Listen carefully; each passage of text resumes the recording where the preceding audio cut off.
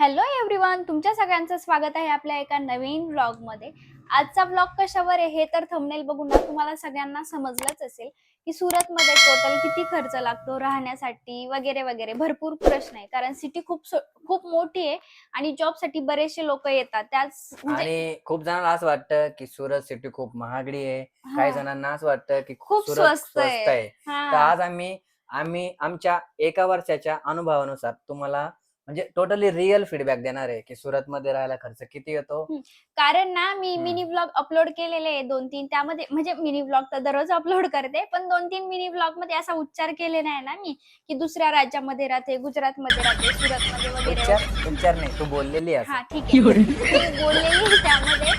तर मला ना की त्यावरून कमेंट आलेल्या आहे भरपूर जणांच्या, की तिथं खूप महाग आहे का? असं-तसं. भरपूर जणांचे आता प्रश्न असते. बरेच लोकं काय करतात कमेंट्समध्ये विचारत नाही, पण पर्सनलला एवढे सगळे मेसेज असतात ना, की हा खूप. शक्यतो मी तर बघतच नाही, पण असं 2-3 दिवसानंतर चेक करत असते. त्यात मला दिसल्या. तर मग यांना बोलले मी, तर हे बोलले, की "चल आपण त्यावर एक व्हिडिओज बनवू म्हणजे सगळ्यांना समजून जाईल, की किती खर्च लागतो, काय लागतो, सिटी कशी आहे वगैरे, वगैरे." तेच आता तुम्हाला या व्हिडिओमध्ये समजणार आहे. तर आजच्या ह्या व्लॉगमध्ये तुम्हाला म्हणजे एका कपलसाठी राहायला किती खर्च येतो किंवा म्हणजे खूप सारे लोक सिंगल सुद्धा असतात. हं. त्याचा सुद्धा मला 1 महिन्याचा अनुभव आहे. ते हां. सुद्धा मी तुम्हाला सांगणार आहे. कारण इथं जेव्हा यांचा जॉब म्हणजे लागला हां. होता, तो 14 एप्रिलला लागला होता आणि मी 20 मेला आले होते इथं. म्हणजे 1 महिनाभर ते एकटेच पीजीवर राहिलेले. या व्हिडिओमध्ये तुम्हाला माझ्या म्हणजे रेंट, ट्रॅव्हलिंग, फूड. खाया-प्यायसाठी किती खर्च येतो, हे येस. सगळं आम्ही तुम्हाला आमच्या 1 वर्षाच्या अनुभवानुसार सांगणार आहे. आणि तुम्ही जर खूप जास्त फूडी असले ना, तर खूप जास्त खर्च सुद्धा लागेल. हां, कारण त्यावर सुरतमध्ये एवढं खायला आहे ना बाप विचारू नका तुम्ही. म्हणजे तो टोटली आपल्यावर अवलंबून आहे. पण तरी आम्हाला एका महिन्याला किती खर्च येतो हे आम्ही तुम्हाला सांगणार आहे. तर आपण सुरुवात एका मोठ्या म्हणजे मोठ्या अमाउंट पासून सुरू करू, की बुवा सगळ्यात जास्त पैसा कोणत्या ह्याचा झाला? तर तेच ऑब्व्हियस मला रेंट घराचं. खूप सारा द्यावा लागतो. दर हं. महिन्याला मला असं टेन्शन येतं, बापरे! एवढा सारा पैसा एका मिनिटात चालला जातो. राहायला काही नाही किंवा घ्यायच्या वेळेस बी काही नाही वाटत. पण जेव्हा आपण पैसे देतो तेव्हा वाटतं, "अरे बापरे! एवढे पैसे द्यायचे." तर रेंट आहे आम्हाला ₹11,000. हं. 1 बीएचके रूम आहे आमचा आणि आम्हाला ₹11,000 रेंट आहे. आम्ही वेसू हा म्हणजे एरियामध्ये राहतो. हा एरिया सुरतमधला प्रीमियम एरिया आहे. म्हणजे इथं फॅसिलिटी वगैरे सगळं नियर बायला फूड्स म्हणजे म्हणजे सगळे अशी स्टॉल. कोणतीच गोष्ट नाही ती आमच्या घराच्या जवळ नाही. हां. काहीही जिम पासून तर छोट्याशा भाजीपाल्यापर्यंत प्रत्येक गोष्ट ना सोसायटीच्या बाहेर गेलं की 2 मिनिटाच्या अंतरावर आहे. अशी कोणतीच गोष्ट नाही का ज्यासाठी आम्हाला खूप लांब जावं लागतं म्हणून. आणि हा सर्व अवलंबून आहे परत एकदा लोकेशनवर. कारण की खूप सारे लोकेशन असे जसे की अडाजण, कतारग्राम, नंतर रेल्वे स्टेशनकडे एरिया आहे. हं. इकडं थोडं स्वस्त कमी आहे. स्वस्त आहे. म्हणजे तुमचं एक 7,000-8,000 त पण 1 होऊ बीएचके शकतं. रूम येऊ शकतो. हं. पण आम्ही थोडं म्हणजे माझ्या कंपनीपासून जवळ असतो आणि हा एरिया थोडा प्रीमियम आहे सुरतमधला. कारण पैसे शिल्लक गेले तर चालते, पण माझं असं होतं, की ऑफिसच्या आसपासच म्हणजे आपल्याला रूम हां. घ्यायची आहे, जेणेकरून दररोज ट्रॅव्हल्समध्ये जास्त सॅक्रिफाईस नाही करावं लागलं पाहिजे. आता म्हणजे ऑफिस म्हटल्यावर संध्याकाळच्या हां, वेळेस परत खूप जास्त तेच. ट्रॅफिक वगैरे राहती. आता खूप साऱ्याच आहे तुम्ही 15 म्हणजे अर्धा तास यायला लागतो, अर्धा हं. तास जायला लागतो. तसं मला तरी नव्हतं पाहिजे. मला असं होतं, की आपल्या घराच्या आजूबाजूलाच म्हणजे सॉरी कंपनीच्या आजूबाजूलाच आपलं घर पाहिजे, जेणेकरून येण्या-जाण्यासाठी सुद्धा आणि म्हणजे मेन कमी म्हणजे वेळ. काही इमर्जन्सी वगैरे आली तर 5 मिनिटात घरी आलो पाहिजे. आता त्या दिवशी मला मला हिनं एप्रिल फूल. माझ्यासोबत एप्रिल फूलचा प्रँक केला. पण तरी मी 5 मिनिटं आलो मला खरंच वाटलं होतं, की हिला ताप वगैरे आला. कारण जवळ आहे कंपनी त्यामुळे. आणि म्हणजे आमच्या दोघांचंही असं होतं, थोडासा पैसा शिल्लक गेला तर चालेल, पण आम्हाला घर अशा ठिकाणी घ्यायचं होतं जिथं सेफ म्हणजे कम्फर्टेबल हां, पाहिजे. हां. मोठ्या अमाउंटचं आपण डिस्कशन तर ऑलरेडी केलेलं आहे. आता येस. आपण जाऊ जे जीवनासाठी महत्त्वाचं आहे खूप जगण्यासाठी आणि ते म्हणजे फूड. जेवण. तर आम्हाला म्हणजे खायला, प्यायला किती खर्च येतो? तर सगळ्यात आम्हाला म्हणजे भाजीपालापासून सुरुवात करू, की एका महिन्याला भाजीपाला किती लागतो? हे टोटली म्हणजे मी असं थोडं ॲव्हरेज काढलेलं आहे. तर भाजीपाल्यासाठी मिनिमम ₹1,500 ते ₹2,000 लागते एका एका महिन्याला महिन्याला. आणि किराणा 3,000 ते ₹3,500 म्हणजे दोन्ही अप्रॉक्सिमेटली आपण जर पाहिलं तर ₹5,000 हं. हे आम्हाला खाय-प्यायसाठी लागतं आणि हं. त्यात जर सॅटर्डे, संडे बाहेर काही खाल्लं इथं मग तर इथं खूप आणखीच. सारं म्हणजे खायला असतं शक्यतो तर म्हणजे मला किचनची आवड असल्यामुळे मी घरीच असे नवीन नवीन पदार्थ बनवत राहते, त्यामुळे शक्यतो जास्त काही बाहेर खाण्याची वेळ येत नाही. पण तरी बाहेर गेलं की होतच मन थोडंसं काहीतरी खायचं. तेव्हा मग होत असते प्रत्येक ठिकाणी. कोणतंच कपल असं नसेल की ते बाहेर गेल्यावर काही खाऊन येत नसेल. तर हा खर्च धरून चला ₹5,000 आणि जर बाहेर वेगळं आणि खाल्लं तेच तर जर पीजीवर वेगळं. राहत असलं तर सगळं 10,000त होतं ना एका हा, जणाचं? मी जेव्हा पीजीवर राहत होतो तेव्हा मला ₹10,000 सगळं होतं. म्हणजे तिथं मला सकाळी नाश्ता, रात्री जेवण, त्याच्यानंतर राहायचं. तिथं वॉशिंग मशीन सुद्धा होती. म्हणजे ₹10,000 मध्ये पूर्ण महिना निघत होता. एक टाइम टिफिन घ्यावा लागत होता ना पण? बाहेरून. हां, म्हणजे फक्त एका टाईमाचा टिफिन यांना बाहेरून घ्यावा लागत होता. बाकी सगळं त्या ₹10,000 होतं. हं. सिंगल होते तेव्हा ना, आता डबल झाले तर खर्च किती वाढलेला आहे. हां. एक घर एक आदमी वाढला, पण खर्च खर्च डबल खूप वाढला. सारा वाढला. कारण आता फॅमिली म्हणजे कपल म्हटल्यावर आता भरपूर प्रत्येक गोष्ट वाढती एक ना एक. तिथं हं. काहीच नाही. फक्त तुम्ही होते. तुम्हाला बेड वगैरे किंवा वॉशिंग मशीन जे काय असेल ते. दुसरा खर्च नव्हताच नाही. ना काही. आता समजा दोघं राहतो म्हणजे मिठापासून तर लगे मोठ्या गोष्टीपर्यंत सगळ्या गोष्टी समजा घ्याव्या सगळं लागतात. विकत आहे. पाणी पण विकत आहे. हां, आपण तेच. पाण्याचं नाही ॲड केलं. ₹30 महिन्याला लागते पाण्याला. डिस्कशन करूया ट्रॅव्हलिंग विषयी. म्हणजे किती खर्च येतो महिन्याला. तर मला म्हणजे माझी कंपनी मी जिथं राहतो तिथपासून 4 किलोमीटर अंतरावर आहे. म्हणजे मला फक्त दररोज 4 किलोमीटर जायचं आणि 4 किलोमीटर यायचं. एवढंच मला दररोजची गरज आहे. तर त्यानुसार मला महिन्याला ₹1,500 ते ₹2,000 खर्च येतो पेट्रोलला. आता हे सुद्धा तुम्हाला म्हणजे तुमच्या कंपनीवर डिपेंड करतं किंवा कितीक तुमच्या लांब आहे, कितीक नाही. डिस्टन्सवर अवलंबून आहे, किती तुम्हाला खर्च आहे. आणि जरा एक मिनिमम विचार केला ॲव्हरेज जर सुरतला बसनं जरा म्हणजे भरपूर सारे लोकं बसने सुद्धा येतात. ते एक ₹500 ते ₹1,000 तुम्हाला ट्रॅव्हलिंगला खर्च येतो दर पूर्ण महिन्याचा.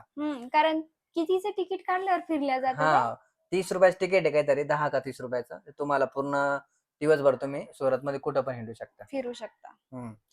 आणि प्लसमध्ये सॅटर्डे, संडे जर तुम्ही कुठं फिरले, तर त्याचा हं. खर्च वेगळा, आहे ना? हां, ते तर तर आहेच. आम्ही खूप साऱ्या वेळेस भरपूर लांब-लांब गेलेलो आहे. हं. त्याचा ॲडिशनल खर्च आणि तरी आम्ही इथल्यापेक्षा ना वडोदऱ्यावरून खूप लांब-लांब गेलेलो आहे, आठवतं? हां. कारण आम्ही स्टॅच्यू ऑफ युनिटी, निळकंठ धाम पण वगैरे. प्लस मग तिथं आम्हाला रेंट कमी होता. म्हणजे तो खूप खर्च तिथं कमी मॅनेज होता. होऊन जात होता. याच्या मानाने तो खूप कमी होता रेंट. हं. इथं जरा जास्त आहे. सगळ्यात मोठी अमाउंट इथं. 11,000 पण ठीक आहे. हं. फॅसिलिटी पण आहे तेवढ्या. तेच. फुल फर्निश घर आहे त्यामुळे पण. आणि मेन म्हणजे प्रीमियम एरिया आहे. हं. सगळं व्यवस्थित आहे. पाण्याचं टेन्शन नाही, काहीच नाही. मेन म्हणजे सेफ्टी विचार आहे. करूया अदर एक्सपेन्स म्हणजे जो आपल्या खूप सारा गरजेचा आहे, काही गरजेचं नाहीये पण.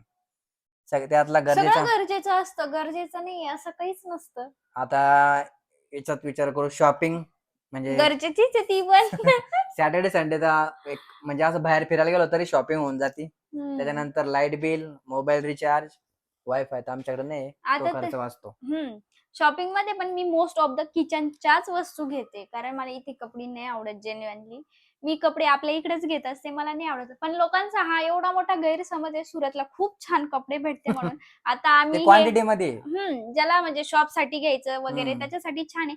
पण सिंगल ड्रेस घ्यायचा म्हटलं तर खूप जास्त महाग आहे. हा माझा पर्सनल एक्सपिरियन्स आहे. कारण मी 2-3 वेळेस अनुभव घेतला. त्याच्यानंतर हात जोडले, की म्हणजे मी इथनं कपडेच घेत नाही. मी आपल्या इकडे आले का छत्रपती संभाजीनगरला तिकडूनच ड्रेस वगैरे घेत असते. मेन म्हणजे मला आवडत सुद्धा नाही इथं. हं. तर त्यामुळे मी आम्हाला घेत नाही. लाईट बिलला खर्च येतो. आणि नाही पण हं. शॉपिंगला तर तुमचे ते पैसे वाचते. हां, ठीक आहे. हिचे पैसे वाचत्या. हां. शॉपिंगमध्ये मला किचनचं जरा जास्त येडं लागलंय लग्न हां. झाल्यापासून. ते हे घ्यायचं, किचनमध्ये ते घ्यायचं. तिला लई नवीन-नवीन वस्तू लागते. हं. बारीक, सुरीक-मुरीक. तर आम्हाला लाईट बिलला जवळपास एका महिन्याला खर्च येतो ₹500. हं. इथं कसं आहे आपल्यासारखं महाराष्ट्रासारखं 2 महिन्याला म्हणजे आपल्याकडे एका महिन्याला महिन्याला. बिल येतं.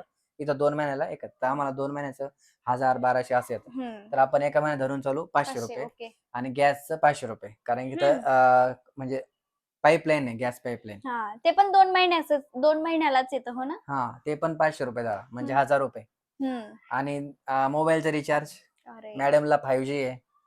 तरी माझं 300 मध्येच होतं 5G असलं तरी. हं. तुम्हाला तेवढंच तर लागतं. पण एवढ्या 300 मध्ये मी रिचार्ज वायफायवर जगतो रात्री घरी आल्यावर. हं. कारण अनलिमिटेड आहे ना ते. हं. 5G आहे म्हणजे परवडतं आपल्याला. 5G आहे त्यामुळे 300च्या रिचार्जमध्ये अनलिमिटेड भेटते. 350 50 350 रुपये कमी करू.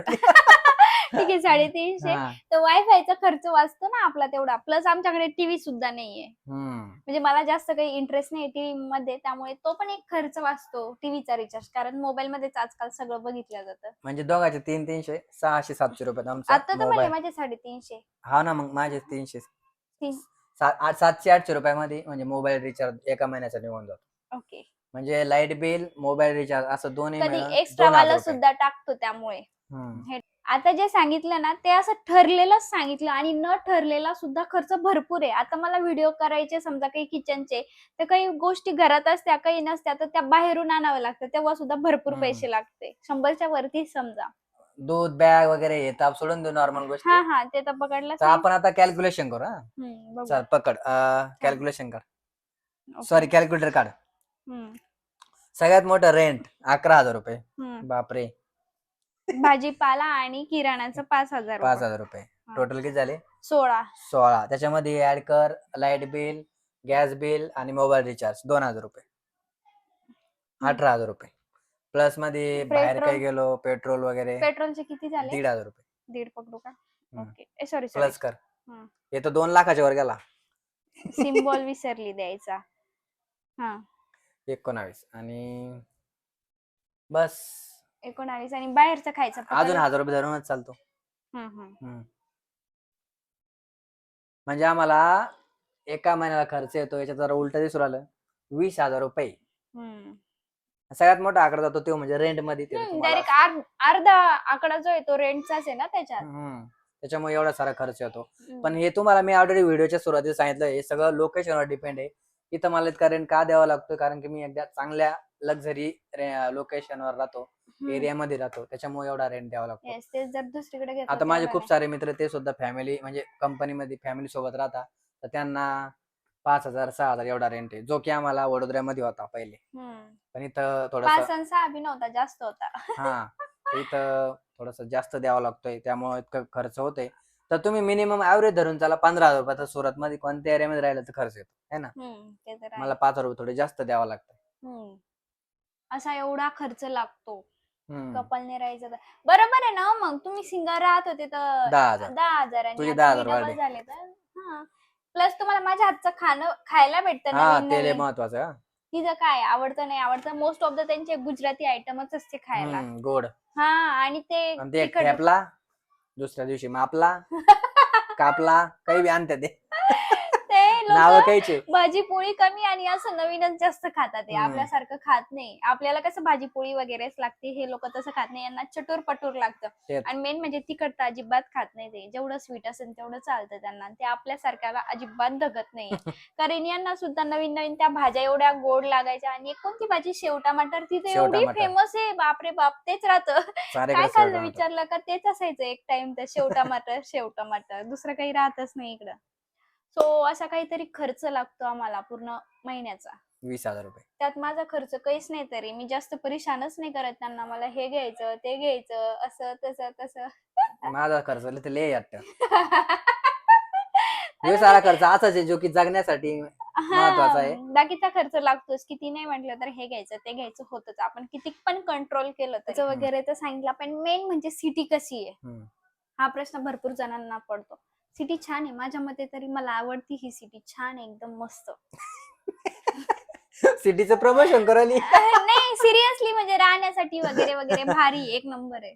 तेवढा आहे. असं नाही म्हणजे असं जास्त दगदग नाही, काही नाही. जास्त गाड्यांचा क्राऊड नाही वगैरे. आता तेच जर पुण्याला घेतलं तर किती ट्रॅफिक क्राऊड वगैरे. तेवढा आहे. तसं अजिबात नाही. एकदम सायलेंट आहे. किंवा जास्त पोल्युशन. जास्त पोल्युशन पण नाही. अहमदाबादलाच ना जास्त पोल्युशन आहे वाटतं.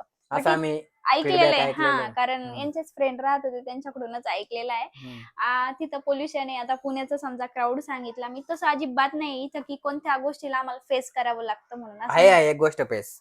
गरमी. अरे बाप. हा ते तर आहे. गरमी खूप जास्त आहे. खूप दमट आहे इथलं वातावरण. एक 5 मिनिटं सुद्धा फॅन बंद केला का अजिबात जमत नाही. आणि इथले जे शरीर वल्ल होतं. ते तर आहे. इथले जे लोक आहे ना मेन इथंच राहता, असं एकही घर दिसणार नाही जिथं एसी नाहीये. कारण एसी शिवाय काही शक्यच नाही. कूलर, एसी काहीतरी पाहिजे म्हणजे पाहिजे. आणि मागच्या 10 दिवसापासून थोडं वातावरण थंड आलं होतं, त्याच्यामुळं थोडं चांगलं वाटत होतं. नाहीतर माझं एक दिवस डोक्यात आलतं एसी हा घ्यायचं. रात्रीच एवढं गरमलं लगे डोक्यात आला होता प्लॅन की आता 2-3 दिवसात लगे एसी घेऊन टाकू वगैरे वगैरे. पण पण दुसऱ्या दिवशी थंड वातावरण होऊन गेलं. हा कारण विषय आपल्या इकडे क्लोज होऊन गेला. गारी पडल्या ना त्याच्यामुळे इकडे सुद्धा वातावरण भरपूर थंड झालेलं आहे त्या मानानं. नाही तर जर खरी गरमी असली ना मग तर अजिबात दम निघत नाही. किचन हम्म. मध्ये तर कसाच निघत नाही. अक्षरशः मला थोडस असं म्हणजे अडुंगी ना कूलर लावावं लागतं आणि मग त्यानंतर स्वयंपाक करावा लागतो. नाही तर तसं स्वयंपाकच नाही करू शकत किचन मध्ये तरी. हम्म. एवढी गरमी फेस करावी लागते. बाकी गोष्ट नाही पण गरमी लागतं नक्की फेस करावं लागतं इथं. तर हा होता आमचा रिअल एक्सपिरियन्स. येस. आम्हाला किती खर्च येतो तुम्हाला कशी वाटते ही त्यातून. सिटी? छान, एक नंबर. छान आहे खरंच. तर तुम्हाला म्हणजे भरपूर साऱ्याला आता माहित झालं असेल की आम्हाला किती खर्च येतो, किंवा भरपूर सारे आता म्हणजे लोकांचा इथं प्लॅन असेल शिफ्ट व्हायचा, त्यानुसार तुम्ही अंदाज लावू शकता की सुरतला किती राहायला खर्च येतो. येस. तर चला, तुम्ही सुद्धा कुठं राहताय आणि कुठून हा व्हिडिओ बघताय, तुम्हाला कुठं किती खर्च येतोय राहायला पूर्ण महिन्याचा, ते आम्हाला कमेंट मध्ये नक्की सांगा. तुम्हाला हा व्हिडिओ जर आवडला असेल तर नक्की लाईक, शेअर आणि कमेंट करा. भेटूया आपण मेन नेक्स्ट म्हणजे व्हिडिओ मध्ये. चॅनलला सुद्धा सबस्क्राईब करायला लावा. सबस्क्राईब सुद्धा करा. ओनली व्हिडिओ नका बघू, subscribe सुद्धा करा. तर चला भेटूया आपण नेक्स्ट व्हिडिओ मध्ये. तोपर्यंत bye, love you and take care.